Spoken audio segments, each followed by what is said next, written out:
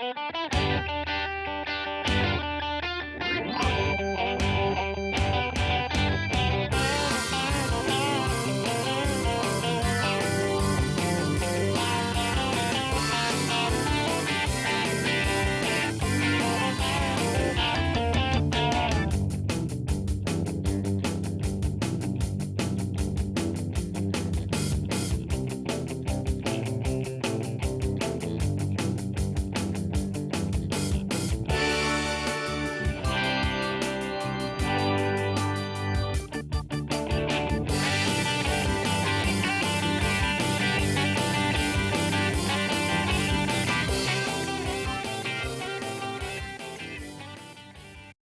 morning, everybody. You are tuned to Computers 2K Now on the Nissan Communications Network. I'm Amnon, your host for the next couple of hours, along with Nick. Good morning. Good morning. And Spence is here. Hello. Hello. And Gal is here. Good morning. Good morning. Katie is probably just listening to us. She is sick. So we hope she gets better soon. Our number is 919-518-9773, Computers 2K Voice on Skype. And today's show is made possible by vMix Software and is sponsored by Tom Sinclair of Live Streaming Gear. What's happening? Big news in the torrent industry. Gal, Yeah. did you see the link I sent you this week? Right? Yeah. RARBG, which was like one of the largest torrent directories. Is that what you'd call it, a directory? It's called a tracker. Tracker. So it's the place that you go that tells you where the stuff is available, essentially. Shut down. And after a whole bunch of years, they've been around since like the early 2000s, and now everybody is scrambling to try and find new sites to download things. And they Yeah, and they and I said think that. Go ahead. it's unclear whether it was a cease and desist or it's just like somebody pulled the plug and nobody knows why, right? Right. Well, they put out a statement. But Oh, yeah? They said it was COVID. Apparently, they said a bunch of people died that was working for them. A bunch of people died of COVID, which is odd. And then the war in Ukraine, which is also odd because that's been like 2 years now too. So yeah, I don't know exactly what happened. It very well could have been a cease and desist, and maybe that's how they're spinning it off. But I had a good friend of mine had to do some refinagling of his setup to make sure he could get his content again. A good close friend of mine. So that's all I found out about it. Yeah. Now, were they? Did you have any close friends that had to do something similar? I do not know. I've heard about it, I think, from you, and nope, didn't hear from anybody else. Oh, okay. Well, you mean you heard about it from my friend? Not from my friend either. Okay. I think the reason is relying on multiple sources, right? It was just one source. Very good source. I mean, it had literally everything. It was one of the better, and it was it was a very good free. There's private trackers that you can pay for, but then there's also a couple of free ones, and it was one of the more popular free ones. Yep. Were they just like a directory of stuff, or they were actually connecting people? You remember Pirate Bay? Yeah. They're still around in some form. It's the same idea. It's Okay. BitTorrent works peer to peer. Yeah. That means Yeah, but everybody that has a file, right? The most common legal form of BitTorrent sharing is Linux ISOs, right? And so if you want to go download an Ubuntu image, you go to the Ubuntu site and they tell you download the torrent file and load it into your torrent client. You load that, and that torrent file has a list of peers in it that have the file. Each peer like this also shares other peers that are connected to it. And so this way, you are focused on a single file and you connect to a network of others where the torrent file only gives you the initial contact. It tells you detail about the file. It's split into, I don't know, like 50 pieces. Each has a hash. So you'll know that what you're getting is what you're supposed to.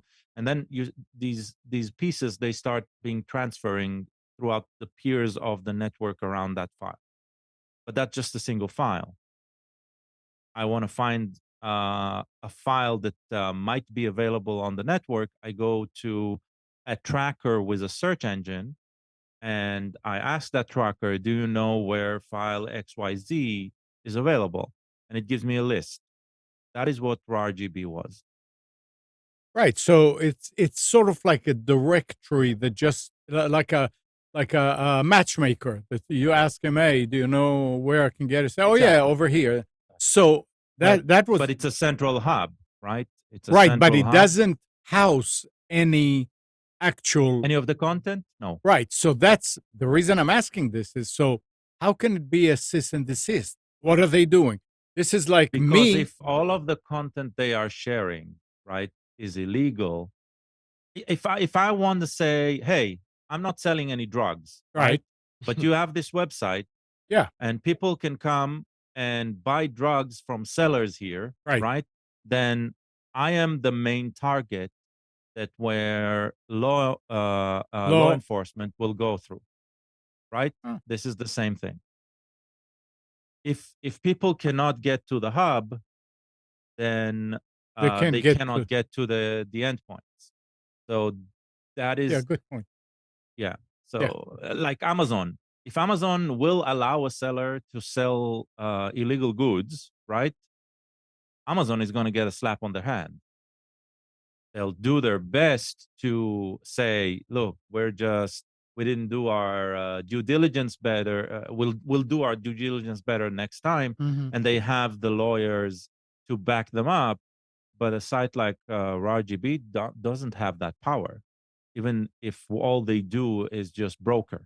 Besides, they do a bit more than just broker, because what they do is they knew what they were sharing, Oh yeah. because the reason I'm saying it, they provided a way for you to identify the content, let's say by an IMDb ID.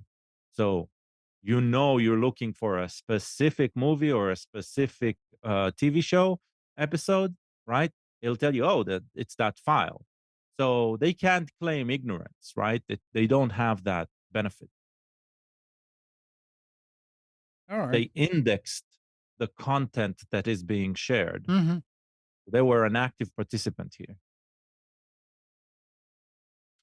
No longer. All right. I mean, when you look at the efforts of Google, for example, to limit what is being shared in their drives, like let's say I wanted to share a movie file that I've ripped from a Blu-ray with Nick. Theoretically, right, I can take that file, upload it to Google Drive, and share it. But their content detection is built today in a way, right, that if it identifies that is content that shouldn't be there, if it's shared more than a couple of times, right, then their engine kicks in trying to identify why there's a lot of traffic on that file. And if that file turns out to be copyright protected, they're going to take it out, because otherwise they're going to get a DMCA notice. DMCA. Mm-hmm. Mm-hmm. Well, So yeah, there's something along the same line, kind of. A Virginia jury held Cox liable for pirating subscribers because it failed to terminate accounts after repeated accusations, ordering the company to pay $1 billion in damages to the labels. Wow. Oof. This landmark ruling is currently under appeal. As part of the appeal, Cox informed the court of a supplemental authority that could support its position. The case in question is Twitter versus Tammany, in which the U.S. Supreme Court recently held that a social media platform isn't liable for ISIS terrorists who used Twitter to recruit and raise funds. The Supreme Court rejected the claim that Twitter aided and abetted terrorist activity because it didn't consciously and culpably Culpably. Yeah. Culpably. participated in the legal activity. According to Cox, the same logic applies in its case where the ISP was held liable for the piracy activities of subscribers. Now, with that BRB, I think they are in a problem, though. RGBG, I mean, yeah, you knew what you were doing. Yes, exactly. But I think Cox here they issued notices to the infringers, right? Maybe, I don't So know. they already, they said it, failing to do it after multiple. I thought you offenses. said they issued. No. So you said the article said, right, that failing multiple Failed to terminate accounts after repeated Multiple. accusations.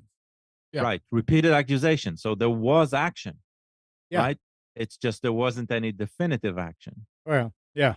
So yeah, I mean, I am for, right, Cox winning this. I doubt they will. I don't think. I think an ISP needs to be an open pipe, right? And anything that flows, including the shit, right, is okay to float there. I don't think it's there. I think it'll make everything a lot, but I don't think I need to pay a lot to an ISP just to connect the pipes for me. Right. Right. And if Uh, anything illegal goes in those pipes, right, I don't think it's the problem of the ISP. Yeah, it should come on me. It should Well, be on the people involved in the crime, right? Exactly. And if it makes it harder, right, to figure it out, then somebody needs to figure out how to track those endpoints. But I don't think it's on the ISP. And the moment you take the ISP off the hook, the ISP can do that part better and cheaper, right? And me as a consumer, that's all I'm interested in. Right.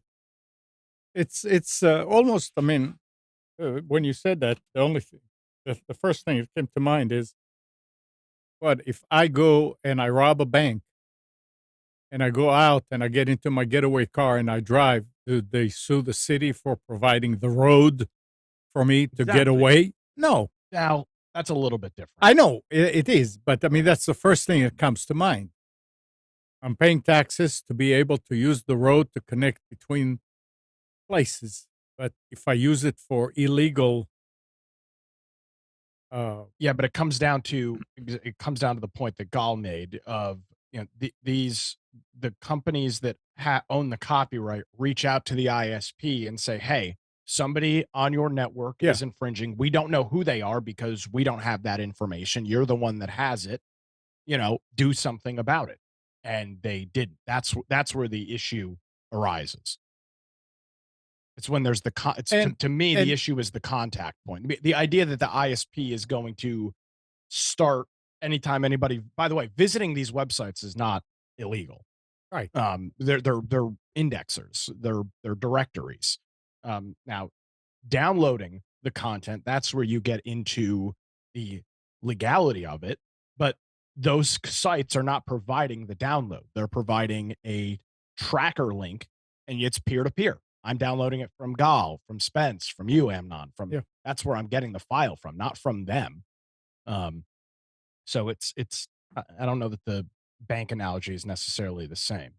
No, it definitely is not.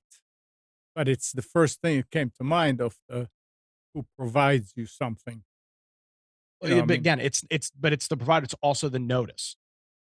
Oh, Well, yeah, I mean, and you want an example? If a let's use a different example, something similar though. If you have a business and you are contacted by your insurance company that there is something wrong with your security. Your insurance company comes in and does an audit, which is things that they do, and they say, hey, there's an issue with A, B, and C. You need to fix those, or we're not going to cover it. And then something happens using the security defects on A, B, or C. Your insurance company's not going to cover it. They gave you notice. Yeah. And from being an ISP, when we did connectivity, as far as I know, we had no way of knowing what the client is doing. What is the traffic that the client is generating? Unless you are, I guess you could target their port and look at everything that's going on their port and analyze it. But you have to put a person just to do that. Am I right, Spence? You can automate it. You're talking about dial up with specific ports. It's very different with because current. you can address and log that. Yeah. And that's what I mean, they're not, they're, again, it's somebody reaching out to them to say, hey, this IP address is on your network, on your network, and this IP address is sharing this kind of content. And then it's there to, and Spectrum does this. I know people that have gotten the Spectrum notice, and I think it's either a 2 or 3 strike rule. And after 3 strikes, they terminate your account. Yeah, because they're trying to, and rightfully so, they're trying to save their own ass. They don't want to get sued for $1 trillion like Cox. Which we see, which doesn't make sense that Cox will allow this to go. It's incompetence. Yeah, yeah, it's total incompetence. Oh. Having switched recently from Verizon to AT&T, from wireless and internet, I can tell you that the incompetence is everywhere.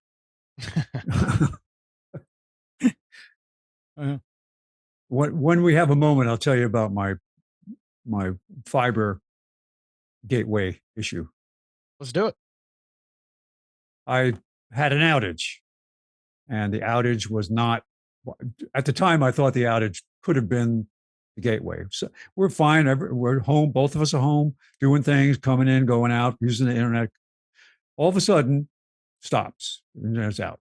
And you look at the gateway, and the gateway has a bunch of light indicators on the front that would tell you status. White, solid white is good. It means it's up and running.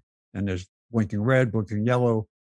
Spence, for the layman that's listening to us, the gateway, the router, the modem. It's the fiber router gateway that that AT&T gives you. Right. And I have the I can't remember what model it was, but it's one of the more popular ones. It's actually a very good gateway because it's a Wi-Fi 6 gateway. The internal. So keep going. Nice. Okay. So fiber comes in the home. It goes into a small little wall-mounted cross patch panel, basically and fiber goes directly into the gateway. There's no conversion to Ethernet before it gets to the router or anything like that. So it's not working. So I fire up my wonderful My AT&T app on my phone, and I go to internet. And I said, diagnose. So we're looking at it. Oh, let's try this. Let's try that. Go through the power off, power on procedure. Didn't do anything. So finally, as part of the order, it's AI driven or whatever, it's automated assistant driven. And so you get to the point where it says, well, it looks like your gateway is bad. We'll send you a new one. Would you like to do that? And I'm thinking, if it's bad, I'm skeptical, but at least I'd rather have it coming than wait. So I say, okay. So I'm playing around with it. I'm actually able to log into the router and it says WAN down, right, which tells me that it's not necessarily the gateway that's bad. So I call them and I go through a 30-minute call with the tech. Did you do this? Did you do that? Did you reset it? And I went through all that stuff. So finally, she said, well, let me look at it from our side. So it looks like you're down. Well, let me send a signal to it. 2 times of doing that, magically, it comes back up. This is the old AT&T story. I used to work on T1 lines back at IBM. We go out to these small offices that had a connection to a single self-contained terminal back to the mothership. And we go in and it's, oh, it's down. So we go in and say, all right, we'll see what's going on. You run diagnostic, the machine is okay. So the trick was that you brought a multimeter with you and a little speaker. Did I tell you about the sound about Yeah. the speaker? Yeah. So you go and you put a meter on it, you see, okay, there's voltage there. And then you'd stick a speaker on it. And if you heard static, you know the line was messed up, right? The T1 was down. So you call the phone company, and this time it was what was the Bell system in New York? I don't remember which the New York Telephone. I don't remember what it was, but it was the local Bell telephone. Bell Telephone, but it was New York- regional. New It wasn't York an R. Bell- It wasn't. New York Bell. It wasn't an RBOC yet. It was part of the massive. So, we don't see any trouble with that line. But miraculously, 5 minutes later, it would start to work because the tariffs that were on those lines said that if there was it was down, they could actually be financially responsible for it. So they never admitted that it was wrong. So the same thing happened again, and it was AT&T. It was the same company. So I'm on the phone with the technician or the person, and she says, "I see that you ordered a gateway. Do you want me to cancel that order?" I said, "Yes." So 15 minutes later, I get an email saying gateway order canceled. The next day, FedEx delivers a gateway. Brand new in the box. So Well, now you can sell it. I get on and I'm on a chat because it was easier to get a chat than a call. The guy says to me, "You have to use the new gateway." What do you mean I have to use it? I said, I can't. This gateway does not have a way to back up your config. And I have all custom stuff on here. I have all my own setup. I have fixed IP addresses. I did reservations in DHCP. I'm not going to give up this gateway because you go to the Reddit on this gateway and it says the only way to save your configurations is to do screenshots of them. And I was like, I'm not doing this. So I said, I'm not going to do it. So I wait. 2 hours later, I call again. So I talk to somebody else and I say, I have this brand new gateway in the box. She says, no problem. Send it back. Go to the UPS store. Just give him your account number. You're all set.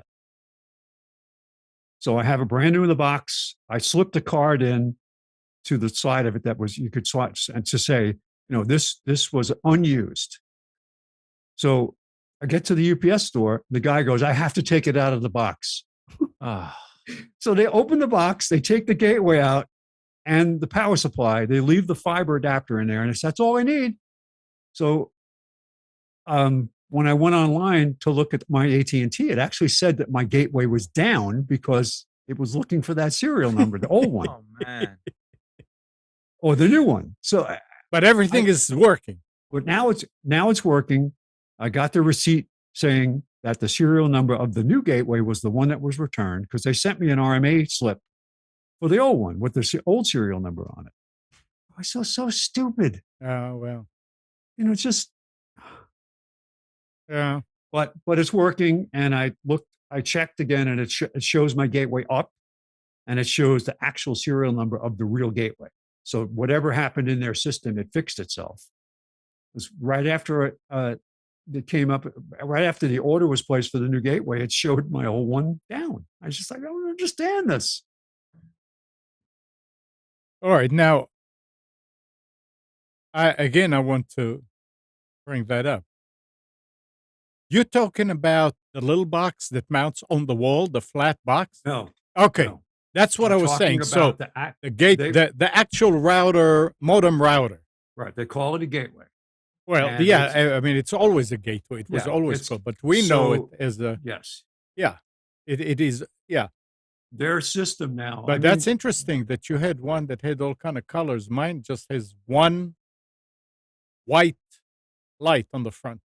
If it goes into an error state, those lights can change. It can be flashing yellow or flashing red. I looked up. I went to the. So you have multiple lights on yours. No, there's a single multicolor LED. Okay. Yeah, it changes. Yeah, that's true. It can change. Yeah, but it's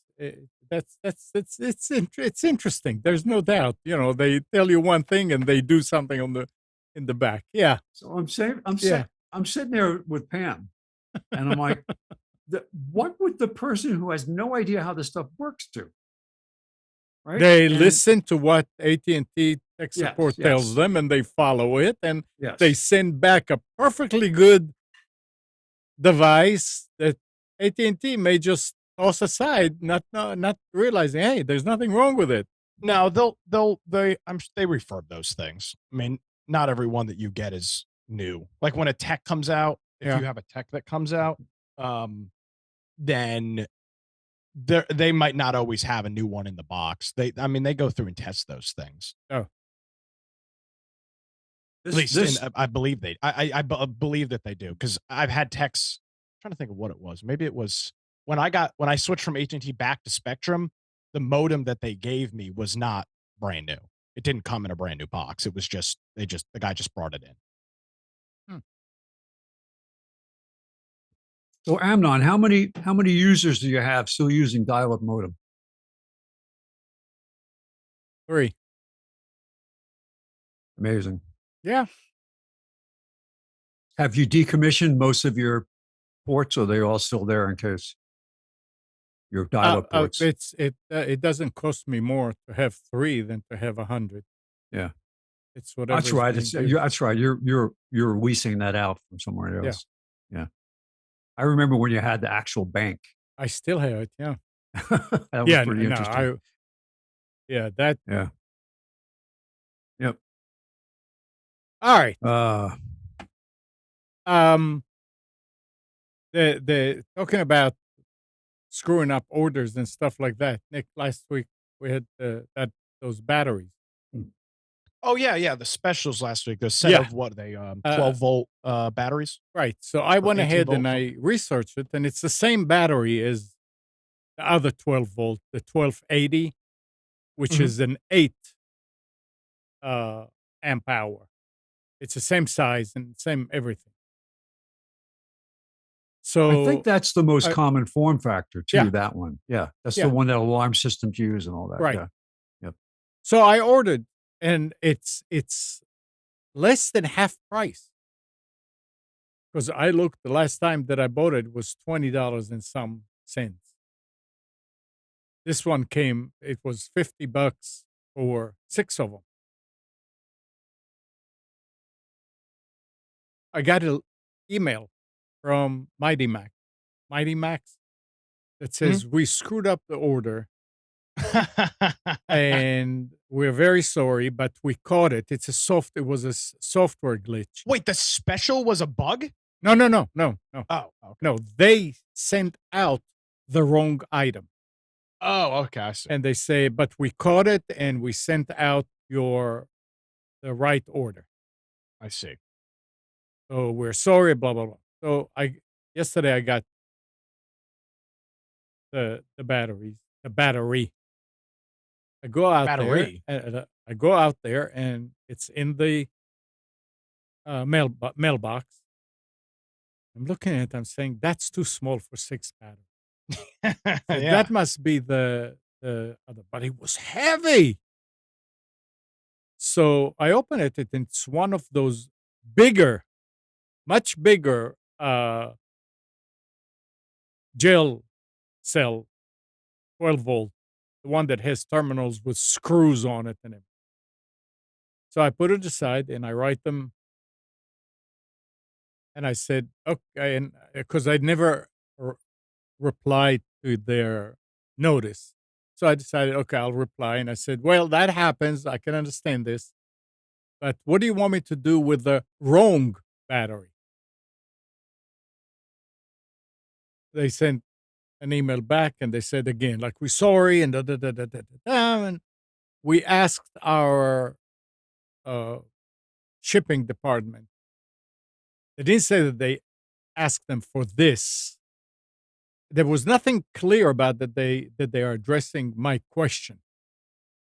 So I'm waiting to see, but it's very interesting that everything is computer, and a computer screwed up, and sent out the wrong battery. Mhm. Now imagine we getting into AI. Getting a little getting What's a little gonna too happen? into the AI. Yeah. You were gonna say? I was gonna say, this was more than likely an issue. Was this shipped from Amazon or shipped from them? From them. Oh, Yeah. Hmm. It wasn't. I mean, it's a simple cataloging issue. Yeah. I mean, I w it's the item obviously was picked based on a catalog number, and that's all automated. And Mhm. the wrong item got picked. Either it was incorrectly labeled on their back end, or somebody really just picked up the complete wrong product. But Yeah. all that's automated. But I they mean, even said Amazon. they were saying, "We caught the error and we corrected it." Yeah. So that they did not stop the battery from going out because it already went out, Yeah. the wrong one. We'll see. But yeah, it's interesting. So yesterday when I was sitting there and just looking through the orders and I saw it and I clicked on it because I said, "Well, I need to order some more." $20 and something Yeah, for a that's battery. what I would expect. So it was, yeah, that was a good deal. When I get him, we'll see. Maybe the date, maybe it's about to expire or something. I don't know, but it's a good deal. All right, here's something. Gal, you chime in here. Bitwarden, the popular open source password management program, has launched Bitwarden passwordless.dev. That's a uh Passkey. Yeah. They're they're jumping on the passkey bandwagon. yeah. Yeah. This is a Uh, developer toolkit for integrating FIDO2 web auth based passkey into websites and applications. Bitwarden passwordless.dev uses an easy to use application programming interface to provide a simplified approach to implementing passkey based authentication with your existing code. So this enables developers to create seamless authentication experience, blah, blah, blah, blah. I do not know how to explain what's going on. It's too early to Yeah, see right. how this will integrate with anything. I don't even know if it's going to be completely open source. So uh, up until now, they did open source stuff. Yeah. Um, we'll see. I Yep. mean, the standard is open source and all that. I just don't know if their implementation of the software is going to be like that, or it's going to be something hosted by them that will require use. It's too early, and I'm not a developer of this. I'm just a user. So yeah, And something else that you are a stockholder of, Google has been ordered to pay Sonos $32.5 million after a jury verdict found that Google's smart speakers and media players infringed on one of Sonos' patents. We talked about it some time ago that they are being yeah. sued. This trial has been going on for Yeah. a long time. Yeah. The legal battle started in 2020 when Sonos accused Google of copying its patented multi-room audio technology after the companies partnered in 2013.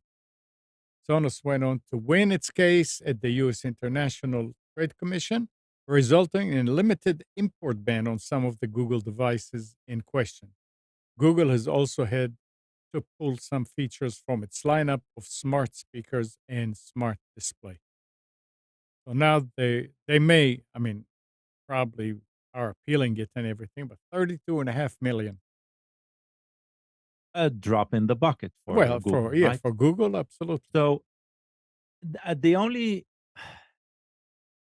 this is interesting in it is public and Google is on the losing end here. But this is part of Google's MO.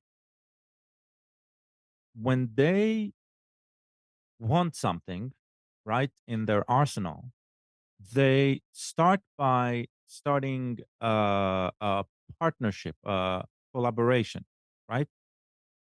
Usually with companies who, in one way or another, can benefit by being bought by Google, right? And so discussions like these, they start, and Google has a specific MO where they basically go in, take what they want, and then at the end leave, right?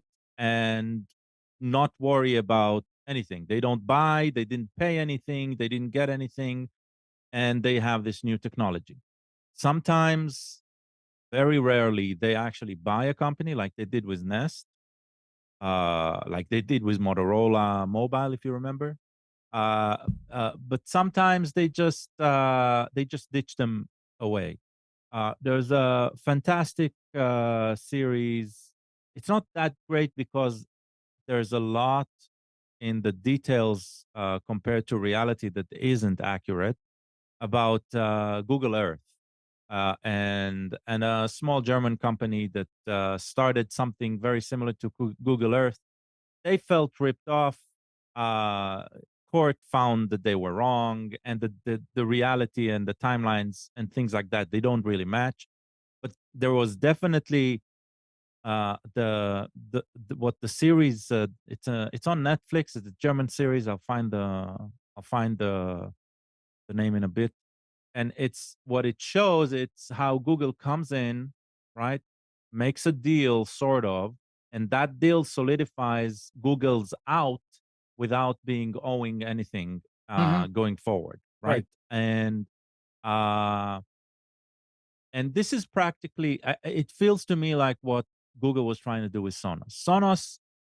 They have a following, but they have a very, very niche, small following compared to other electronic Right. manufacturers, right? And their key thing about their devices is their software and its ability to interconnect and mesh inside a Wi-Fi network and all that. So um, I am 100% sure Google stole the technology, right? Like there is no doubt in my mind that it completely ripped them off. But I doubt that they will be on the winning end at the end, Sonos. I hope for them they will. But somehow Google always wiggles their way out of it.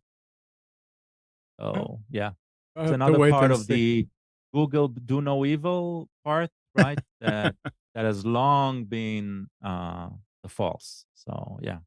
They're too connected. Yep. They have the right connections. Yuppers. All right, Nick, you ready for specials? I am. All right. You know, we talk a lot about DIY. It's a pretty big thing in the tech industry. So every once in a while, you have to really make it work. If you keep scrolling down, Amnon, little DIY laptop with a little Caesar's hot and ready $5 pizza box. But if it's broke, it's portable. it is Yeah. absolutely portable. If it's as we were talking about in the pre-show, if it ain't broke, don't fix it. You can even see little ports for I/O on the side.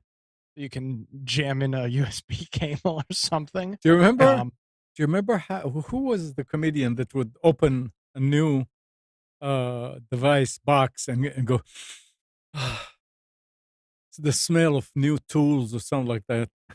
Here you open it and it's smell of pizza. Oh, was that I don't remember. Tim the Tool Man? Yeah, that's right. Yeah. So yeah, there you go. Home improvement. Little Caesars. Home improvement. Yeah. Franchise opportunities available. So not sponsored. I'll say. Excuse me, sir. You can't bring a pizza box on the plane. No, this is my computer. Yeah, it's my carry-on. All right, let's get started here. Over at Staples, surprising, I couldn't tell you the last time we had an item from Staples in the specials because their deals just are not any good and they just really don't compete. But they've got a pretty good deal on an Asus laptop. I think Asus is a great company. They make a lot of great products. My prior laptop to the Lenovo that I have right now was an Asus. It was a little higher end computer with a mobile GPU. Was very happy with it. Still works great. It's just bulky and is I got it when I went to college, so it's a couple years old now, but still works perfectly fine. Every once in a while, I'll need a more powerful computer on the go, and I can use that. This is a large machine as well. This is a 15.6 inch, so this is a you should call it like a luggable. It's might not necessarily fit in every backpack or case you try putting it in. In terms of specs, pretty nice. It's an i5 1235U, so 12th generation i5 processor. It's got 16 gigs of RAM soldered in, I'll note, so you're not going to be able to replace it. 512 gigabytes of SSD storage. I believe that's an M.2 or an NVMe, so you can undoubtedly upgrade that. Comes with Windows 11 pre-installed, and it is in what they call their midnight gray color. Um, the hinge on it is flexible enough that it will completely, it'll go, it's not a reversible, so it won't make a triangle, but you can lay the screen down completely flat. In terms of ports, it's got USB 3.2 Gen 1 Type C, Type A for USB 3, a couple of USB 2 ports, HDMI 1.4, and Wi Fi and Bluetooth built right into it. So it's got plenty of connectivity with those USB Cs and USB 3.0. You can connect docks and other sorts of peripherals and whatnot to it. Its normal MSRP is just shy of $680, and it's on sale for $489. So this is a nice deal if you need a larger computer, something with a little bit of power and beef behind it. Available over at Staples. I believe it is. I believe it is online only. I don't think you'll find it in stores, maybe, but it doesn't look like it on their website. So check that out over at Staples. Next up, this is a pretty good mid-tier gaming desktop at a really good price.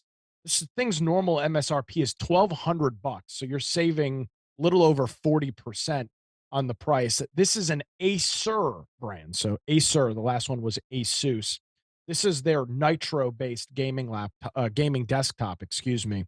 Comes with a 12th gen 12400F CPU built into it, 16 gigabytes of DDR4 RAM, a 512 gigabyte SSD, plus a 1 terabyte drive. As if you're gaming, you'll probably keep your games on a external drive, run Windows and all that on the SSD.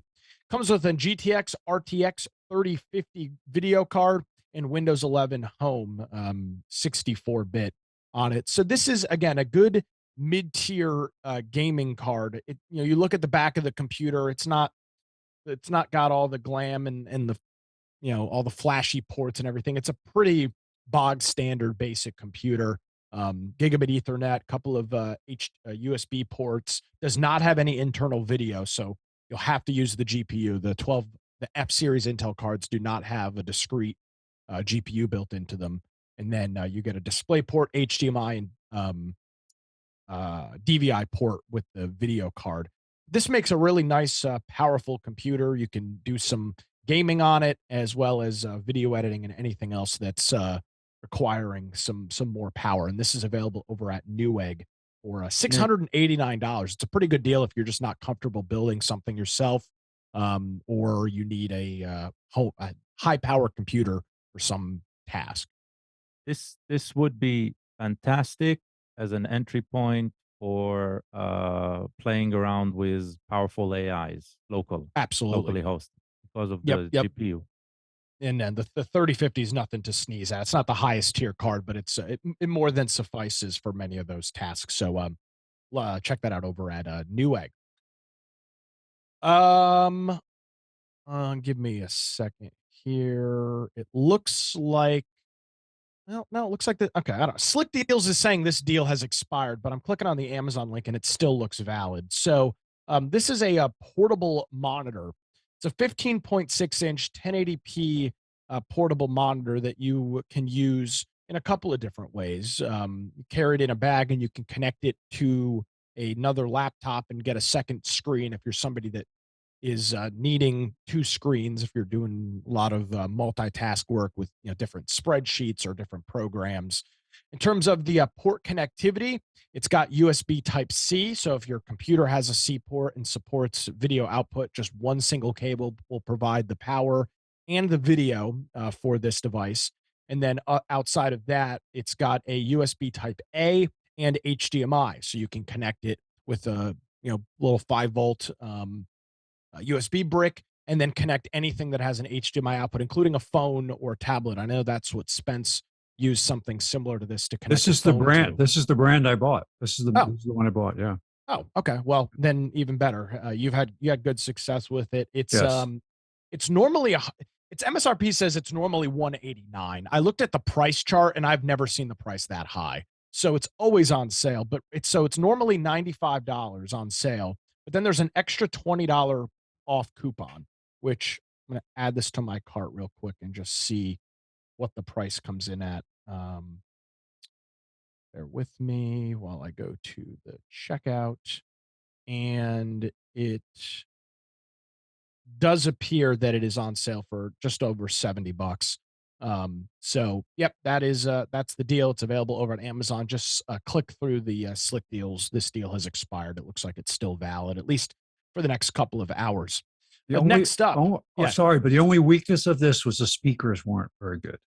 I don't know. The built-in does this even speakers. have speakers? Yeah, the one I had built-in speakers. So I bought an inexpensive set of USB speakers and used that. I was watching I plugged it into my phone. I bought the iPhone HDMI adapter. Oh, okay.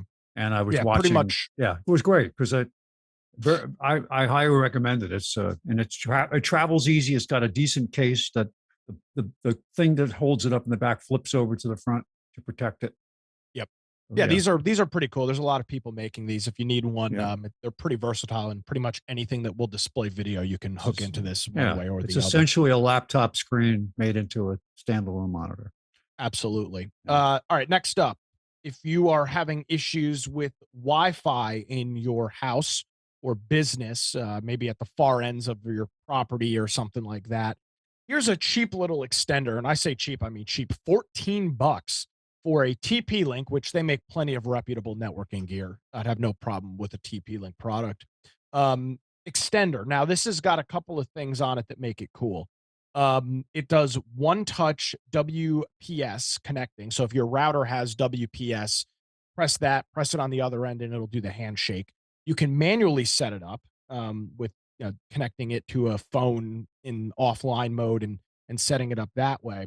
But one of the other cool things about it is it will also give you an Ethernet port, and this is a cool feature on this. So you can put one of these across from your house and essentially get an Ethernet port into a small little switch and wire in a couple of devices. Now, it is still over Wi-Fi, the base connection, but you could plug it into a switch and connect a couple of computers or maybe a smart TV or something else on the other end of the house without having to run Ethernet through your attic or in your crawl space. $14. I think you'll have a hard time finding something that supports 5.5 and 2.4 gigahertz. It boosts about a 1,200 or so square foot range, which is huge, and can support 30 devices connected to just the extender. So check that out. It's got it is the #1 bestseller on Amazon in all repeaters. It has 95,000 reviews and has 4 stars. So we'll highly recommend that, even though I've never used it. Available over at Amazon for $14. You might look at this next one and go, wow, that's pretty expensive for an 8-port switch. What's going on here? Well, you notice it supports PoE.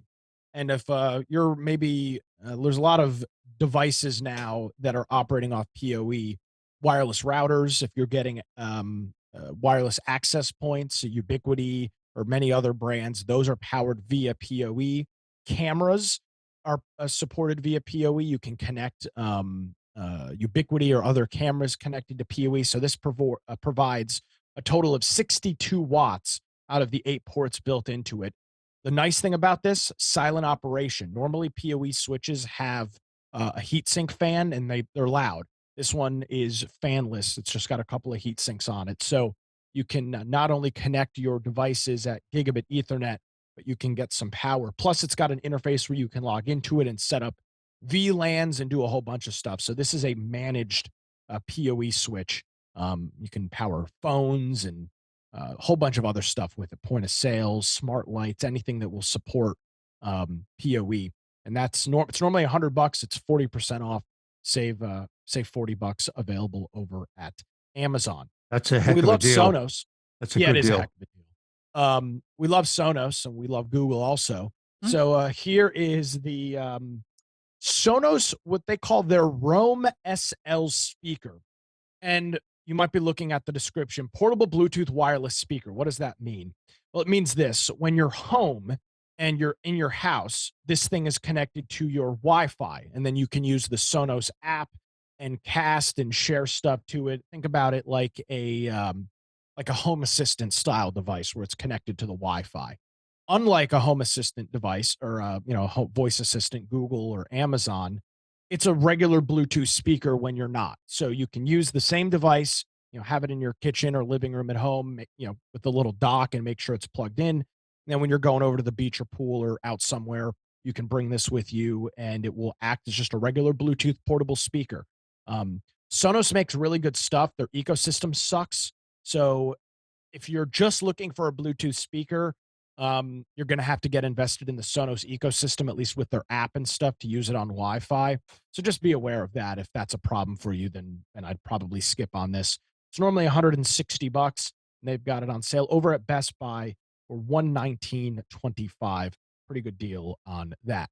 And you Next up. can probably get it cheaper if you got the Roam portable Bluetooth wired. Yeah. No, they're definitely not selling an Ethernet version of this. I don't think. But hey, it's always worth a try. It's got a USB port. You might be able to connect a USB-C Ethernet dongle to it. I'm not really sure why, but you could. Cheap televisions, always try to include one of these. And I see I did include the price. This is a 50-inch on brand. This is Walmart's television, Roku TV built right in. Phenomenal for a spare bedroom. Literally plug it into the wall, connect it to your Wi-Fi, and you've got not only a television but all your streaming apps available for $189. This MSRP on this is normally $240, so you're saving about little under $50 on that. Available over at Walmart. Plus, they have 43-inch for $158 if you need something smaller and larger screens too. The on brand is it's fine. It's exactly what you would expect from a cheap budget. Think Insignia style television.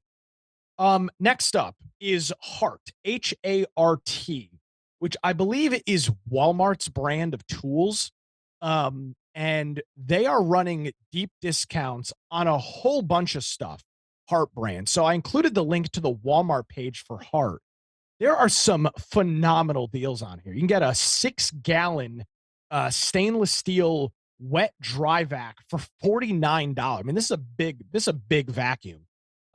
They've got spot cleaners, tool kits, welders, weed whackers, 4-piece cordless tool kits, high impact drivers, leaf blowers, a whole bunch of stuff.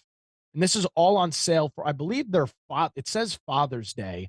I don't know how long that deal's going to last. I don't know if it'll last through the next couple weeks or not. But if you're in the need of a specialized tool and you don't want to spend a fortune, you can check out the Hart branded style products. Not everything is on sale, but a lot of stuff is. So check that out over at Walmart. Obviously, those things are available both in store and online. Like you can get a 40-volt cordless weed whacker plus a blower for $120. So pretty good deal on some of that stuff.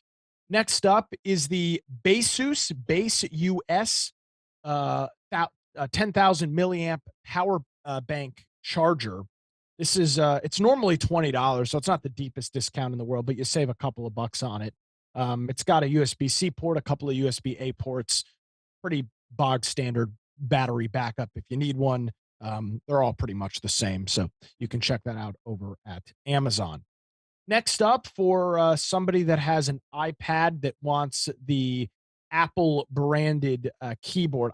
First of all, I can't believe how expensive these freaking things are. But this is just the keyboard with trackpad. This is not a tablet, just the keyboard and trackpad.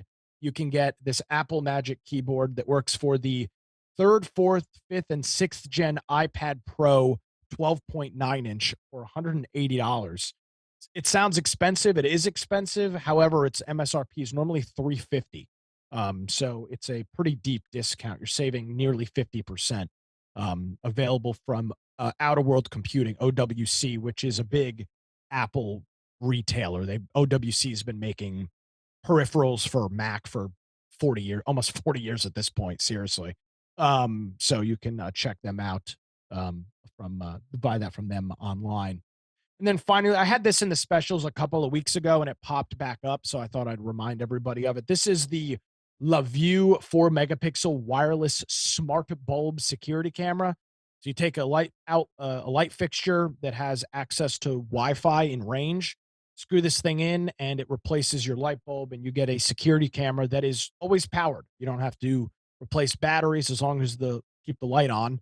The device will work, and it's just a regular 4 megapixel wireless camera.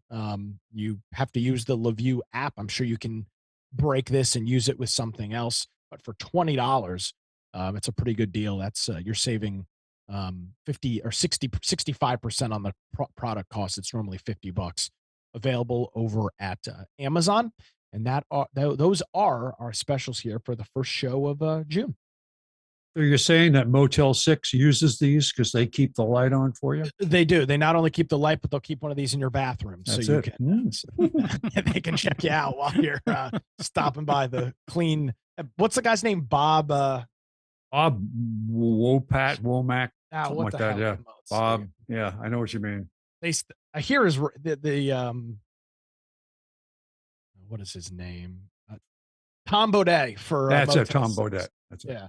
He I hear they advertise in overnight radio, especially like the show that we run. It's called a Red Eye. It's an overnight talk show, and plenty of Motel 6 commercials for the trucking industry and everybody else to check them out. Pretty funny. All right. Thanks again, Nick. That Amnon? Heart Amnon. Tool stuff.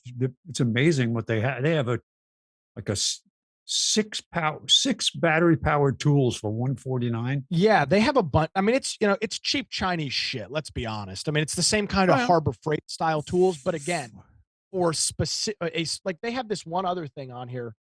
The reason I put this in the specials is they had a portable water pump. So you fill this base unit up, and if you're in an area where you don't have a hose, you don't have an area to run a hose out to, you fill up this handheld water pump, and it's got a little battery in it so that you can actually get some power. They have this other thing. It's a 20-volt, 50 psi rinser kit.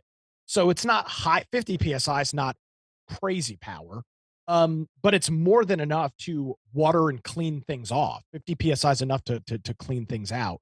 It's normally $160. They've got it on sale for $40. So there's just a lot of really kind of cool stuff like that that's available. So, and apparently all the batteries run on 20 volts. So most of the batteries are 20 or 40 volts. So the batteries are pretty. And they're all interchangeable. I see. Yeah. Yeah. So I don't know that I'd invest a whole lot into their ecosystem, but if you had 2 or 3 of these things, you're probably not in the worst shape.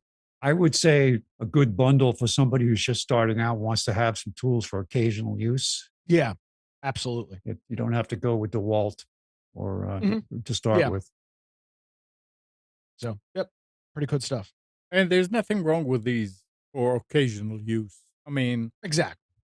If you're out there and you're in construction, you don't want to take a tool like this and work with this all day.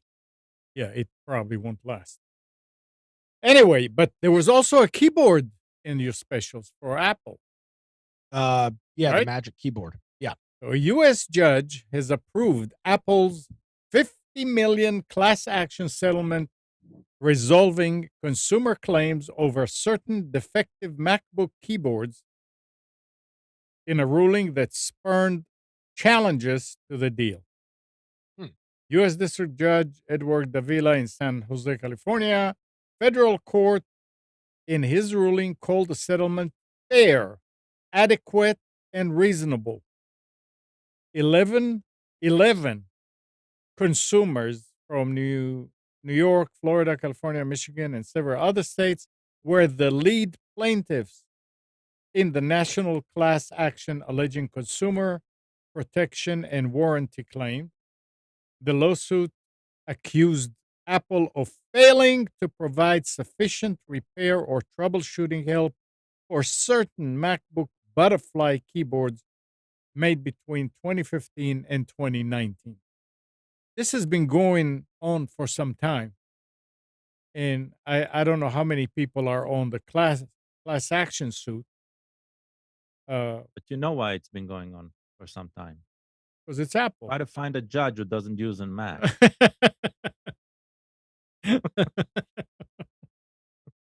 That's right. Yeah. Yeah. Is he an Android man or a PC man? Oh. I mean, look, the way everybody knows here how I feel about Apple, right? I have come to the point where somebody asks me a question about any Apple technology, is my response is you deserve whatever you get when you buy Apple. You deserve the price, you deserve the customer support, you deserve, if you love it, excellent. If you don't, excellent. I have no Yeah. skin in the game anymore.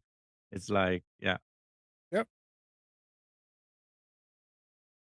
All right. Firefox version 115 will be the last supported Firefox version for users of Windows 7, 8, and 8.1.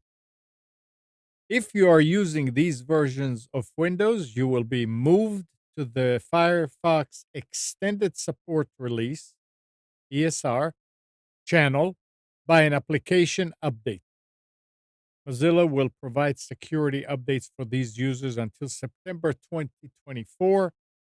No security updates will be provided after that date. So if you're still using 7, 8, or 8.1, and you like Firefox and you want to stick with Firefox, you have until September 2024. Never mind that Microsoft is not supporting Windows 7 anymore. To be fair, right? Firefox is basically, I mean, it's free. They're a non-profit organization, right? Keep up the good work, and yeah, it's okay to leave some stuff behind. And I don't think there is a single free open source project that is dedicated to supporting its users, like a project like Firefox. Yeah. I know at least one person who has to use Firefox ESR because this, you know who I'm talking about, Amnon, Yeah. still using Windows XP. Yeah. Because there are reasons why. It's not, Yeah. it's because of some limitations he has, but still working, still using it. And it's recommended by the support group that helps him. So. Yep. All right. Now, talking about old computers and new computers and how long they take to boot. Every time a machine comes across my bench and it takes forever to boot, what it comes down to is what it is loading in Windows. And a lot of people are not familiar with how to control that. I mean, you don't need Edge to come up automatically. You don't need a lot of other programs to come up automatically. It takes time to load them when it boots. So with Windows 10 and Windows 11, I don't think this was available in. I know it's not available in 7. The task manager. If you just go to the task, Control Delete and Task Manager, one of the tabs is Startup, and in it you will see a list of all the programs that are in the startup. Now, some of them will say disable, some of them say enable. You can click just like every other table that's used with Windows, just click on the word at top of the enable disable, and it will sort them according to what's enabled. And you can go ahead and just click and disable. If you click on the word enable disable, and you can disable it. Now, you need to know what you are disabling. You don't want to disable the Microsoft security notices or the center. You don't want to disable the sound. Things that are obvious. If you don't know what it is, don't disable it.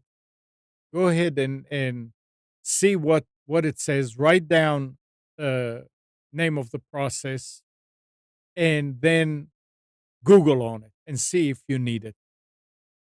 In most cases, I end up with 2 or 3 apps that need to come up and load with Windows when it loads. And things are much faster at that point.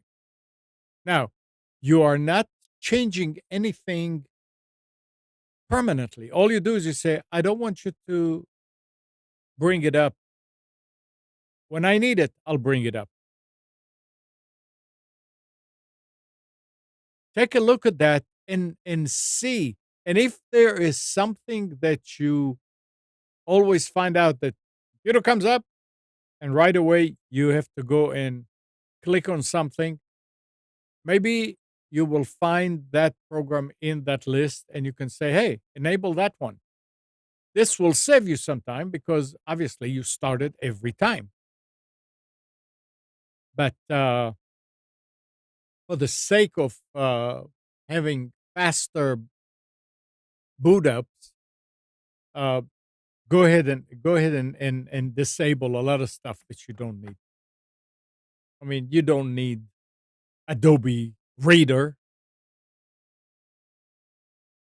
When you need it and you click on a PDF, it'll come up. So it'll take another half a second or another second to come up. It's worth also mentioning that the difference between a restart and a power off and power on, that when you do a power on, power off and power on, there is a setting in the power settings of Windows 10 and 11 that says use what they call fast boot. Mhm. And what that does is it's kind of a mini version of hibernation, where it remembers some settings and loads them from a cache. And if you want to do a clean restart of your machine, use restart, because that is the one that goes back and starts from scratch. Otherwise, just turning your machine on, it will remember some things from the prior session. So you saying that it's cleaner to do restart? No, if you do a restart, it automatically does not participate in the fast boot that a startup would use. Interesting. Yeah, that's interesting. So if you're having an issue with something, you want to try, I'll reboot and see if it works. Well, if it was part of the information that's cached, it will just reload the same thing again. So do a restart, and that will take you through a clean boot. I didn't know You that. can also turn it off. I mean, you can go into the power settings. When you get there, you'll have to click on something that says enable making changes that are grayed out. And then you click on that and it will let you change that setting. But for some reason, they put it in there and they really wanted it to be there. Gal, you were going to say something? Just about startup stuff. So what you were describing is after Windows is booted and the time before, the UI is responsive enough, there's a slowdown. Yeah. That all of those items that you can disable can help on that section Right. after you logged in.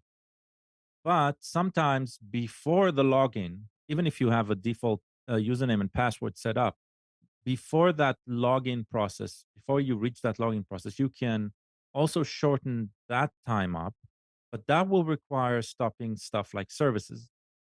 Lower level, you need to be more educated, more, but it's easy to find information about this.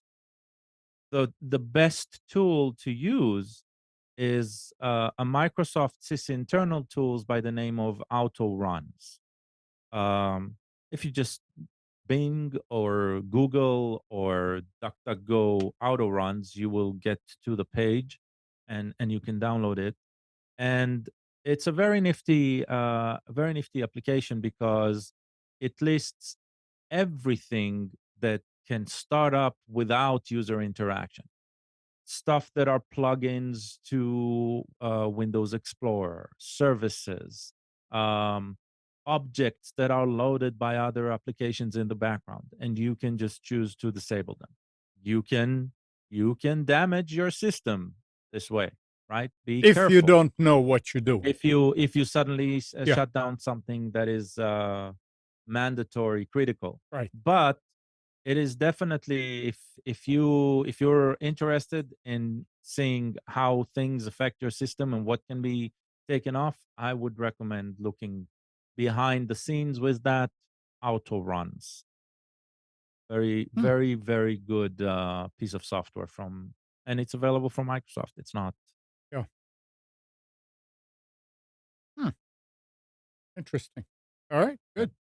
The startup page of the new task manager, right? Windows 10 and the latest iteration of Windows 11 uh, is basically based in parts on all of those tools available from sysinternals, right? It's just they're packing it more and more into the system. Um, if you would like to have a really powerful task manager alternative, look for something called System Informer. It'll be on GitHub. And that thing is a beast. That thing provides statistics about the running tasks, including ways to control stuff like services and startup and stuff like that. System Informer. Used to be called Process Hacker, by the way. They changed the name because a lot of IT guys didn't like the fact that they have something called Hacker running on their machines on an official IT capacity because the tool was so good. So if you've ever heard of Process Hacker, it is now System Inform. I am done with my Makes PSA. you feel good. Name. Yeah, I preferred I prefer Yeah. Process Hacker, but it is now System Inform. Yeah, But could have called it. it has been revamped and restructured, and it is even a better software than it used to be. So Process tweaker would have been a better name. Yeah. Sounds less intense. All right. For those of us those of you and us that were streaming years ago, the article goes, rest now, little Chromecast. Google has announced that decade-long Chromecast 1 is finally hitting end of life. So if you have an old Chromecast, which was still working, I guess, it's hitting the end of life. A message on Google's Chromecast firmware support page announced the wind down of support, saying support for Chromecast first generation has ended, which means these devices no longer receive software or security updates, and Google does not provide tech support for them. Users may notice a degradation in performance. The first gen Chromecast launched in 2013 for $35. Don't you remember? How- We all bought them. Yeah, I we have did. one. I still have. It still works. I don't even know where mine is. I'm not even sure I have I've it got a anymore. new one on the system now. You know, it's funny with everything now. There's almost no reason to buy there is no reason to Right. buy a Chromecast. Any Yeah. smart TV you buy has casting abilities built. I mean, I don't know. There's still like a couple of TVs you can buy. You can get like small, like 27-inch televisions that are just TVs still. But anything else that you buy, starting at probably 35 inches, is going to have even the most basic, even if it's not a Roku television, if it's Vizio or anything else, is going to have the most basic casting abilities built right in. I know they tried parlaying that into music with the Chromecast music stuff where it would sync. They seem like they kind of missed the mark with it. Yeah. Maybe they're making it on the licensing. I don't know. Maybe that's how they're, I assume they license the technology to these television companies or no? Actually, not. No. Those So what a television waste. companies are not using Chromecast; they're using Miracast. Miracast. Okay. So I yeah, I'm think they not really got sure it. what the use case for a Chromecast They are would using be. AirPlay, which is licensed. Yeah. Well, So they have no choice. they will probably be always with those two. But yeah, I don't think Google is cutting any coupons. Yeah. The only reason I bought it originally was to cast from my iPhone or iPad. There was no standard at the time, and Apple, unless I was going to an Apple TV, I couldn't cast. So I would use an app on the phone that would recognize the Chromecast, and I was able to do. It was a little goofy, but it worked. So yeah, it's still connected. I mean, it's on a HDMI switch. It's not active, but it's still there. My daughter sometimes she has a Motorola phone, and sometimes she'll go to that instead of going direct to the Vizio TV for some reason. But oh well. Yeah. All right, then. I can finally throw mine out if I find it. Amazon is getting rid of its celebrity voices for Alexa. I never knew that there was such a thing. Yeah. Yeah, you could buy a buck and it would talk like Samuel L. Jackson, for example. Yeah. Because not only are the voices of Samuel L. Jackson, Shaquille O'Neal, and Melissa McCarthy no longer available for purchase, but Amazon will also stop supporting them on Alexa devices as well. The voices were fairly cheap, with 99 cents price at launch before moving up to $4.99. But many users expected to have access for longer than this. I'd be pissed. Well, they said that they pissed a lot of people. Yeah. Yeah. But I think the purchase was for a limited time. I never purchased, but I do remember they were talking about this, like when you pay the buck, you get it for a year or something. It wasn't like indefinite, but I might be wrong. I wonder how clear they made that. Yeah. I would think that people that wanted the voices did not care how clear it was. They just wanted to have it, and you hope that you will have it, and that's it. You don't. But I mean, honestly, Samuel L. Jackson didn't record his voice without getting any royalties. Yeah, right? I'm sure he did. Some perpetual license going on there. Yeah. So I doubt it wouldn't been passed to the consumer. I think that's why was the reason I didn't purchase it, because I didn't want to go into a subscription on something that I didn't want to lose. Here's something very interesting, to say the least. In a blog post last week, I think it was yesterday or day before yesterday, YouTube said it will stop removing content that advances false claims that widespread fraud, errors, or glitches occurred in the 2020 and other past U.S. presidential elections. No. Oh, well, nice time to make a change. Yep. That's great.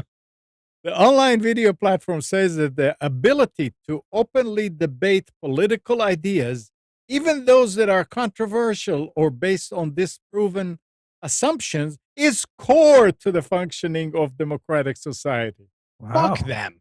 I'm sorry. This is they just deleted so many people's accounts. Yep, they And said. struck down so many videos. I'm Yep. sorry. Fuck them. Yep. And the horse they rode in on. That is I saw that this week, and it's essentially rewriting history. Absolutely. So now they can go, well, you should be allowed to discuss it. Yeah, it's been it's been 2.5 years. Yep. And we couldn't discuss it. Jesus. Did you follow the controversy with the release of the Daily Wire movie? Yeah, I doubt there were still 2 people at Twitter now have been fired because they blocked it, basically. And Elon Musk was out of the country, and people brought it up to say, wait a second, we're getting blocked because they allow long form videos now on Twitter. Yeah, if you pay. And yeah, but the point was that they were releasing the movie on June 1st. Mhm. And yeah, what is a woman? I knew what it was. I just was going to mention it. But the 2 people that first, one person resigned over it, and then another person was fired over it. So interesting. I want to because this was interesting. So here's some statistics directly from the tweet. It was posted June 1st, so 3 days ago. Well, yeah, June 1st at 8:13 p.m.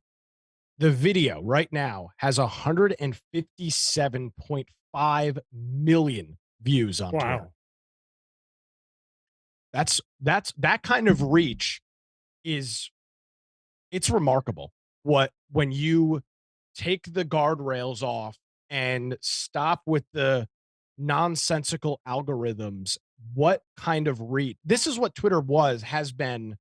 Go back, turn the clock back like 5 or 6 years. This is what Twitter used to be able to do. Used to actually be able to get reach on content, and they've done it.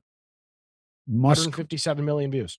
I don't know who was interviewing him. It was a recent interview he did, but the person said to him, "So now that you're running Twitter with, what is it, like 1/10 of the employees?" Like 80% something like of the that. employees are gone. Yeah, he said, "Why were all those people there?" He said, "Well, most of them were engaged in activism, and they individual people at Twitter had chosen the people they wanted to suppress." So I said, "Oh, I have this guy, and that guy," and they would go ahead, and these people had the ability to just go in and stop, suppress them, remove followers and all that. So it was activism. It wasn't developing. He said there was nothing new coming out. They weren't concerned about finances. They were just concerned about activism. So he said, even though they got rid of all those people, there still were people left embedded who, look at what happened. You saw what they did.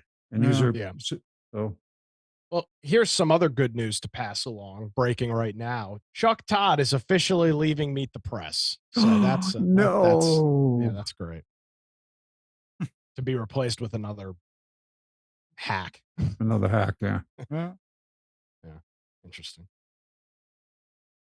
That whole Google thing, this started with that Google conversation. Is there gonna be any restitution paid to all the channels and accounts that were banned? Of course. Yeah, sure they will. It's like, our infection podcast channel has a strike on it because of this.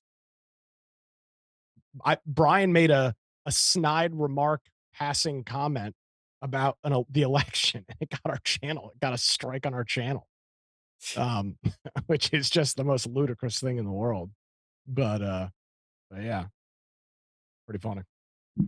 Yeah, well, maybe they'll learn from YouTube now and clean it up. Who? Twitch. Who are you talking? Oh, you're talking about Twitter? Your channel? No, I'm talking about YouTube. Oh, okay. Yeah. Oh. All right. Listen to this now.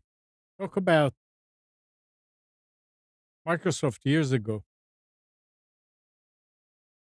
Amazon has been talking with wireless carriers about offering low-cost or possibly free nationwide mobile phone service to Prime subscribers. This is coming from Bloomberg. The company is negotiating with Verizon, T-Mobile US, and Dish Network to get the lowest possible wholesale prices. That would let it offer Prime members wireless plans for $10 a month or possibly for free and bolster loyalty among its biggest spending customers.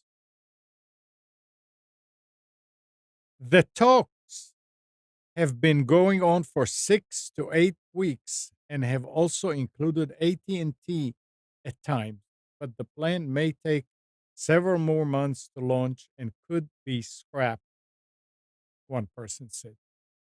I mean, what? Microsoft was investigated just because they had Explorer in the operating system, right? This That was an antitrust issue. Yeah. Look, what is Amazon doing here? Well, this is a partnership with another company. They're not buying something. But they're going to I mean, honestly, they could. I mean, he could go out and buy Mint Mobile or one of these other carriers and just provide the service for cheap. I'll tell you what, that would be one hell of a way to get people to keep their Prime subscriptions. Absolutely. $10 a month cell phone bills. I mean, I know Mint offers a $15 a month plan. Spectrum, if you have internet from them, home internet, I think you can get a line for 14 maybe something $20 a month or something. That would be $10 a month. That would be very lucrative. That might make me second guess my Amazon subscription. Or possibly for free. There's no way they can do it for free. I don't know. There's no way. Or if they do it for free, it'll be like 1 gig of data and then 5 gigs will be 10. I mean, it might be They some used really to do it for free. If you subscribe to so many pounds of cat litter a year, you get it free. So remember, they used to run an entire data distribution network on cellular, the WhisperNet for their Kindles, Yes. right? So it's not their first foray into cellular world. That was a heck of a deal too. That whole, because I could be you anywhere bought a in the Kindle and world. you got it for life, right? Yeah. I still have an old Kindle keyboard. I don't think it works. It doesn't anymore, but there was on the original Kindle keyboard, they had experimental section. They had a browser. They still have that browser. But it was extremely slow. But I could be on a cruise and pull into a port and join the WhisperNet and actually send email to my kids for free. It was back when you had to, everything cost money. Yeah. It was great. So that's exactly my point. It's like it's not like they're new to this world. It's just, and remember, they did try producing their own phone at one point, right? Trying to make an Android-like phone using their Fire OS. So, yeah, it feels like a natural progression. Will they make it lucrative? I don't think it's No, but it can. But it can right. also. They need. They're looking for a way to get more people subscribing to Prime, right? And those who haven't subscribed to Prime yet, they need some new carrot, right? Incentive, So, yeah. Yeah. And besides, they may be looking at it and said, look, we're making too much money over there. So we need something that we can use to bolster membership, and maybe we can use some of the money so we don't have to pay that much taxes. Well, let me give you this, Yeah, go ahead. The cost of Prime has exorbitantly gone up. It's like $150 a year now, and there's a lot of folks that are dumping it. Are you spending $150 a year on shipping? And especially with some of the issues that Amazon now it seems to be better recently, but there was a period of time where, at least here in Wilmington, nothing was coming in 2 days. I'd order something on Monday, and it wouldn't ship until Wednesday, and it would get here Friday. That's yeah, technically 2-day Yeah. shipping, but And then it there just was nothing was coming. there It was would the it'd take a week. there was the bait and switch, and when you look at something and say, "Oh, I can get it tomorrow," and then when you got to the cart, it didn't say that. I Yeah. noticed that many times. So I think there's a lot of and I've even looked at it at potentially canceling my Prime subscription. And this might be a way for them to convince people you pay that 150, you're essentially subsidizing your cell phone bill once up front, and then you're paying $10 a month instead of $60 a month through AT&T or T-Mobile's a little bit cheaper, or Verizon or somebody else. It's pretty interesting. They've got to hold on to subscribers. All of these things, Amazon, Prime, Spotify, Netflix, Hulu, Disney, all of these companies are competing for the same number of dollars that people have in their budget, the discretionary income that they have, and they're all trying to sweeten the pot. They're all competing for the same, essentially the same amount of money. Whatever your some amount of discretionary income that you have that you're willing to spend. Look at what they're doing with Amazon Health. So now you can get seen Yeah. by a practitioner and video and pharmacy for a one yearly fee. Yeah. And that the so there this could be a big thing for them. I don't know Well, that you can that the yeah. cheapest cell phone stuff I think you can get. I believe it's still Mint Mobile is the cheapest right now. At least they were. And I think Mint's $15 a month for 2 gigabytes maybe? 5. 5? Yeah, that's pretty cheap. No, that's an excellent deal. Yeah. I'm So if they can literally come in and in the offer, process of switching to them. you are switching to them? Yeah.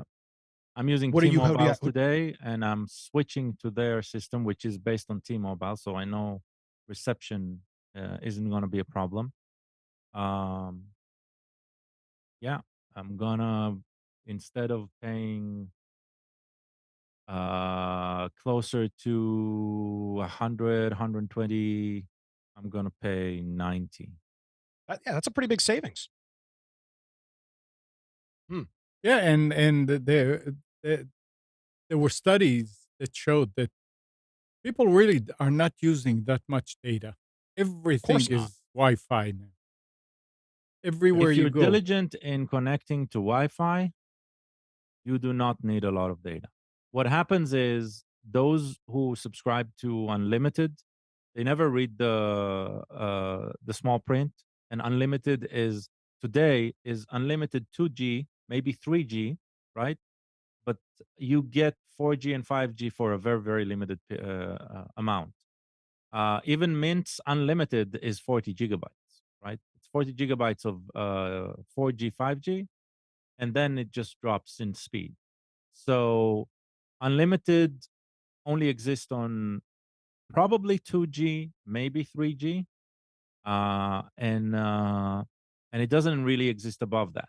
So, and one of the things that phone networks do is if you are running YouTube on your phone, right, and you are reaching out to a video, they signal or they it depends on the block of IPs you're in. If you are from a block of IPs of a limited or T-Mobile has a word concept called binge, which means you're getting uh, automatically signal to YouTube to only send 720p, and on the phone that's usually more than enough, right? So there's no need for the phone app Mhm. to request a 4K video. Not really, right? So as long as you keep on the 720p streams, you don't even get charged, or like data isn't accrued for that. So stuff like that. It's like there's different ways of handling all of this, and yeah, data usage isn't that high. Right. 5 gigs, which is I think you get per line on Mint. That's a lot of data. Yeah, 5 gig is the minimum. You can get Yeah. 15, 20, or unlimited, but it's like, yeah, Uh, it's Dog in the chat says there is no more 2G and 3G. So that's verifiably false. I watched a video this week. T-Mobile's 2G network is still up. You can take a T-Mobile SIM card and put it into the video I watched. This guy put it into an old Motorola Razr. It's on 2G. Voice still works, and so does SMS and MMS. they definitely don't expand it, right? Now, And if it used to be lacking, right, and it's still lacking, it's not like they covered everything with 2G, but speeds will drop. It just yeah, it just drops the protocol and goes down, right? yeah. The network But no, says those you those can't get networks are 4G. still up, and there's a lot of things. For example, and the reason that some of these 2G networks are still up is uh, power companies and water utilities still use 2G for signaling for their Yep. infrastructure. I'm aware of a situation down here where Duke Energy is still using an old paging network, and the paging network is what they use to signal their various substations and other sorts of devices, and they're still riding on a old pager network.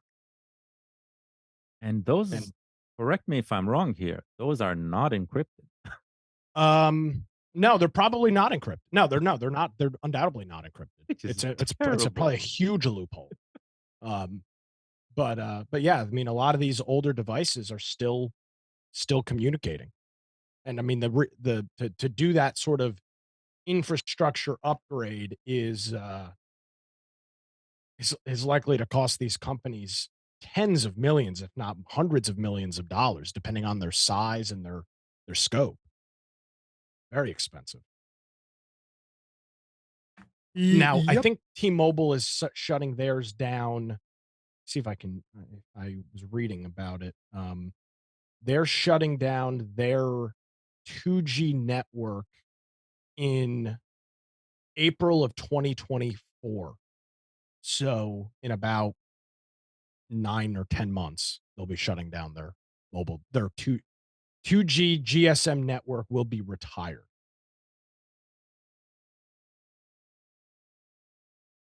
So Uh, it's amazing. We were talking about the fact that Kathy and me, we like to watch uh, Wheel of Fortune and Jeopardy. And it's amazing how many people at the last uh, round, when they are the winners, when you have to come up with your own letters, come up with uh, C, D, M, and A. I'm saying, well, you're CDMA. And other G. No, there was no GSM because S is already there. I can't remember what it was, but I mean, it's like, what? These people? Why? How? Why are these letters stuck in our mind? In my mind, it's stuck because of cell service. But other people, what? What? It's just amazing to think about this. Yeah, But yeah, I know what you mean. I listen get to that this. with patterns like 386 and 486. Yeah, That's it. Oh man. yeah. Oh, that cringes. Dog says 3G is already retired. It depends on your provider. Who bought Sprint? Was it Nobody. T-Mobile? They're not. They didn't buy. They merged, but they're not. I think still two separate. I mean, you can still get Sprint, I believe. I don't think so. I think they closed their 2G for or 3G. The Sprint users had to move. Sprint is T-Mobile. Okay, yeah. Um, So that's and I'm interesting. not sure. I'm not sure what they. Oh. I'm not sure what they shut down or what they didn't. Yeah. So I believe at this point, T-Mobile's the only one that still has a 2G network up. And I think it may be because of Sprint. It very well could be. Yeah, Yeah. there's you know, Yeah. you might not think about it, but it could. It's not like they're doing, as Gal mentioned, they're not rolling out new 2G No, radios and antennas. No. It's just maintaining it, and it's probably a pretty lucrative business because they haven't touched the equipment in a decade, and they're still, able to probably generate a whole bunch of revenue from it. and Gal, to your comment, and correct you if you're wrong, if these are not encrypted. Who needs it encrypted?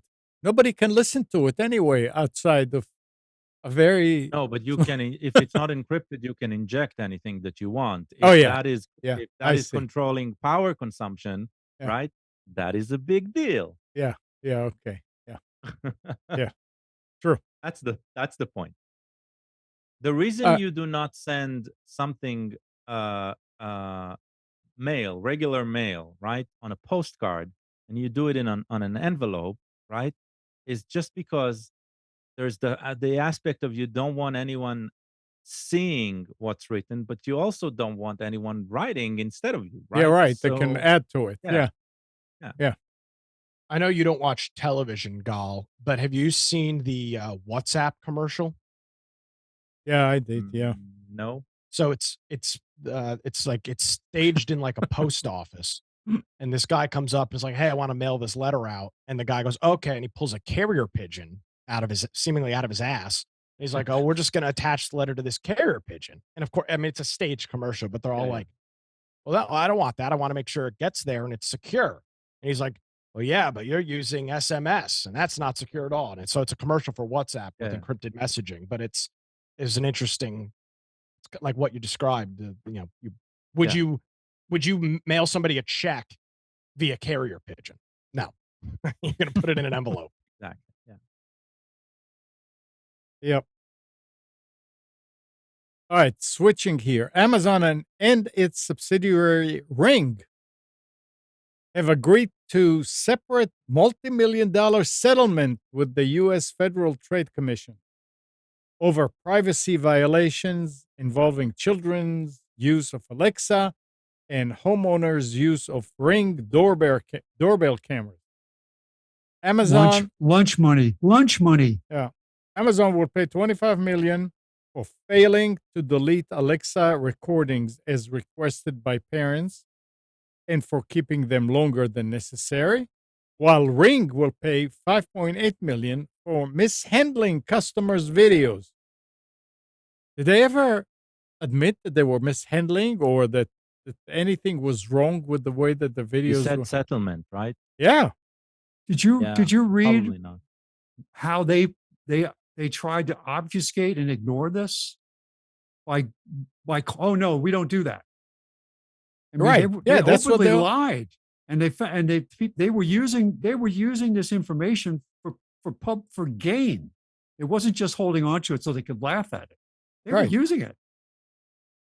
They is should be hit. You see other fines. What did Facebook get fined in Europe? Like $149 million, so more than Yeah. a lot of No, it was money. like $1 billion. $1 billion, For the yeah, that's privacy right, laws. Yeah, some But so- crazy amount of money. This is nothing. This is literally just Of course, a burp. it's nothing. Yeah. Yeah. This is one of the reasons I went with Eufy, EUFY, I think is what my Eufy. Yeah. is what my doorbell camera is.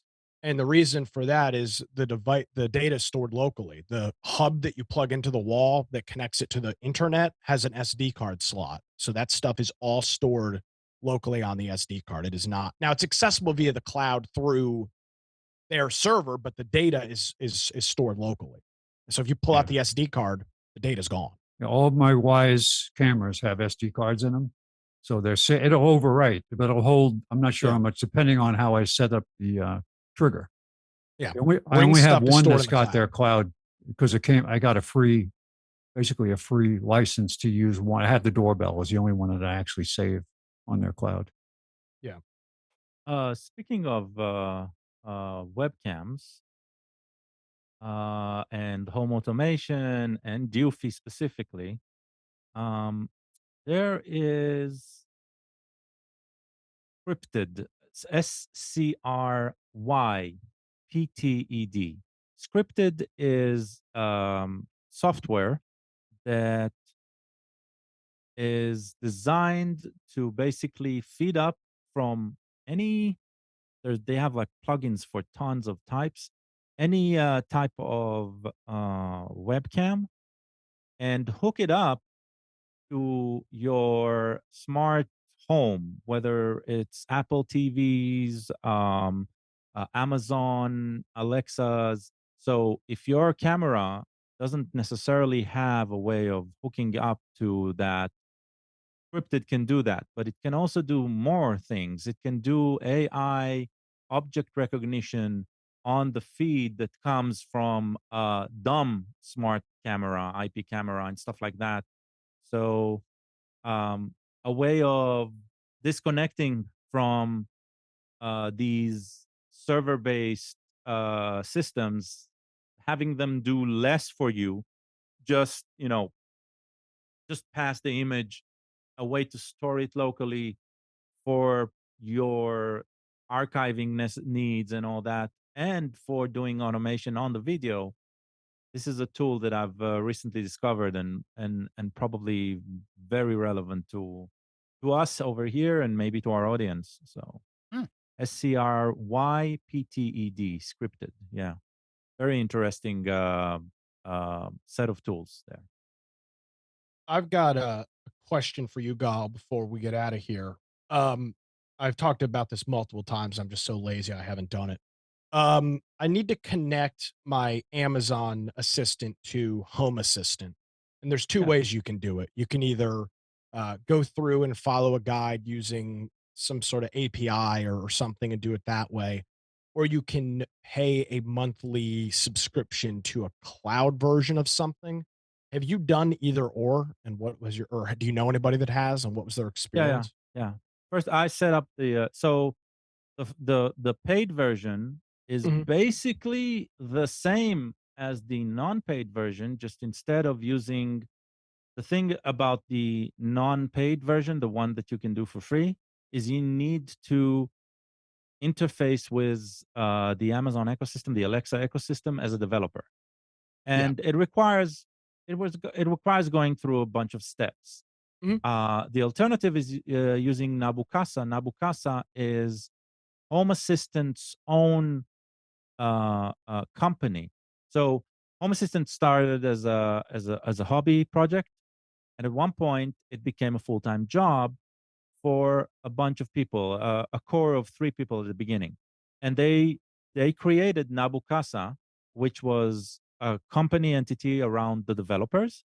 And one of the ways to fund that company, other than selling T-shirts and stuff like that, is is providing a subscription. I think it was $5 a month at the time. I don't know if it has risen. And this way, you are fueling the Home Assistant project developers, right? And you are getting something in return. What you're getting is you're getting a fixed server where you can just download an app from the App Store. The Alexa skills. There's a one on for Google as well, for the Google Assistant, and I think there's something for Siri. So you can get those online interaction the same way you get from other cloud services, but it is they are doing the routing to your home. So they help you set up a network entity. They are your network representative basically there, and you can set it up very, very easily. Uh, if you don't want to be relying on a subscription or on an online entity that you do not control, you can do everything on your own, and go through the Amazon process. The caveat is on Alexa specifically is what you are creating a dev beta test. Mhm. So every 120 days, it's going to disconnect, and you'll need to go through the process of reactivating the beta process, which is what I do. This is what I do. I have it connected to Amazon Alexa like that. I have it also connected to Google Assistant, there, once I set it up, I never needed to revisit it again. They're lengthy processes. Mhm. Take you about 40 minutes to set it up, but once that's set up, the renewal is like a minute. So I spend a minute every 3 months, 4 months, and just um, make sure that things are working. Okay, perfect. That's what I will try then. Good. I want to do some stuff where I can the plugs that I use for my house, they're all the Amazon plugs. I've been incredibly happy with them. And I'm finally starting to marry the two systems, Z-Wave and some of that together. And I want to build some skills specifically Yeah. for my bedroom where it turns the physical switch on the wall will not only turn the ceiling fan on because it's an actual switch, but I want the Z-Wave to tell Amazon to turn the plugs on, which control the two nightstand lights. So Yeah. that's what I'll do then. Perfect. Very easy to do. And you can Excellent. have Amazon, like you can have Alexa trigger by your voice command anything that you have on Home Assistant as well. Yeah. I don't really have any Z-Wave switches or plugs or anything, just because I didn't have a way to interface with them. But now once I have that set up, Yeah. I'll go for it. Only thing I have are really sensors and the thermostat, but that's connected to Amazon directly too. So excellent. Excelente. Yeah. All right. Well, anything else anybody wants to bring up? I'm gone next week, so Spence will have us some sort of specials I think covered for us. Yep. We'll do specials from 1999. I don't think I go that far back with backup. Oh, the But paper ones. That's the ones when I used to that's bring right. Yeah. the ads to the studio, and I just circled it with a Sharpie and talked about it on the air. Yeah. There's a whole website that is cataloging old flyers. I did that. I did that for something recently, but I think there was like nothing going on. I Yeah. had for a while a Best Buy ad from the 1990s, or not actually, yeah, early 1990s. I loved having it. I take it out every once in a while. Full color ad, can't find it. I do have one from like a home improvement store from the 1980s. That's hysterical to look at. But the By Best the Buy ad way, had literally buy a 486 SX computer for $3,800.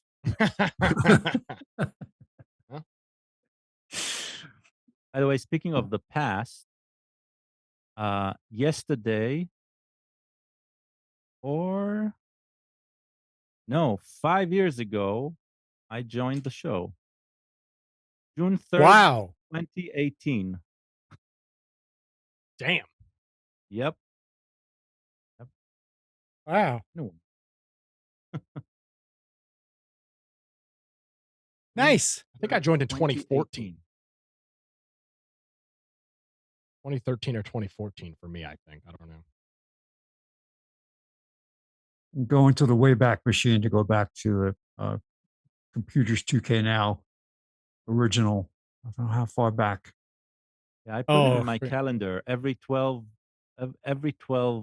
month on the first on Sunday. So it'll remind me. And yep, turns out 5 years have passed, man.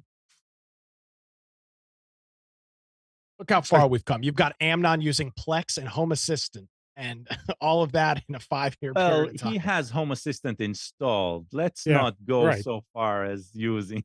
Right. He's got it installed and running. He's using Plex. It's Yes. running, Oh, but it's for sure. Flex was a good sell. Yeah, that was very good sell. That saved Amnon hundreds of dollars a year on cable. Yep. What was your cable bill, Amnon? Like probably close to $300. 200 and Okay. going up Yeah, A month. always going up. a month. Yeah. Can I share I'm going to share my screen for a second. Don't scare the Uh-oh. screen. Uh-oh. Here we go. This is the screen, 2009, December 2009. Dang. Look at that. Look at it. It's Mike, too. Yeah. Mike, and what was his name? The attorney? Oh, What's that wig on your head, Spence? Oh, yeah. Yeah. Yeah. Well, Mark Ishman. Mark Ishman. Yeah. Yep. Yep. He would do the call in and do a little legal thing. So Yeah. Oh, the website, other than that, looks exactly the same. he does. He's a little thinner on top. I remember somebody said he's going to do something about it. Yeah. Nothing was done. I don't know who you're talking about. Katie was supposed to do something with it.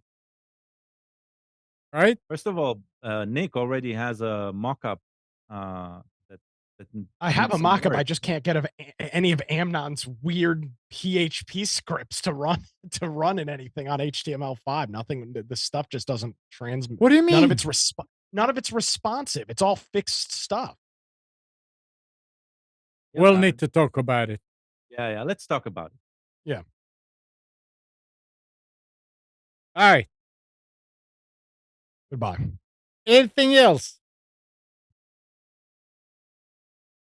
No. All right. Nope. Well, thanks, Gal. Thanks, Nick. Thank you, Spence. Katie, we hope you get better.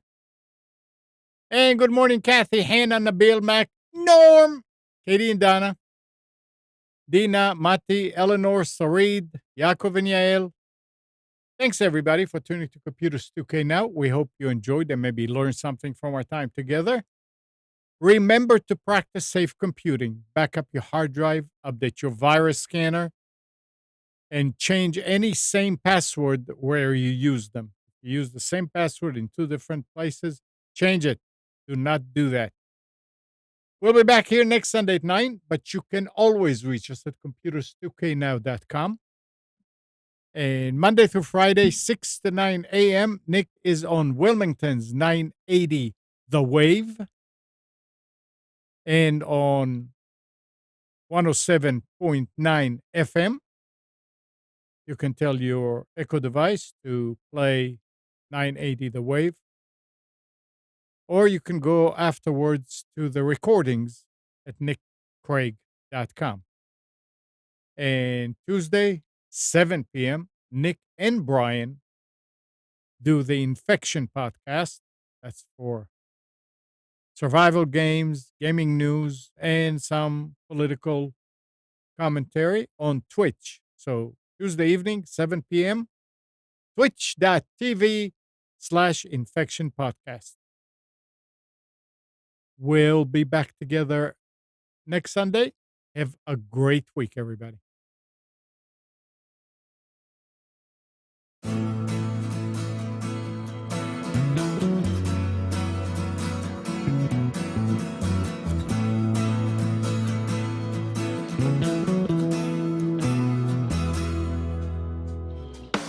You are tuned to the Nissan Communications Network.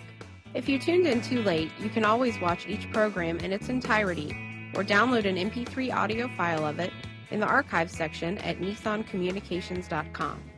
Don't forget to subscribe to our YouTube channel, follow us on Twitter, and like us on Facebook. Sponsored by StreamingGear.com, Carolina Apparel, and DeltaForce.net.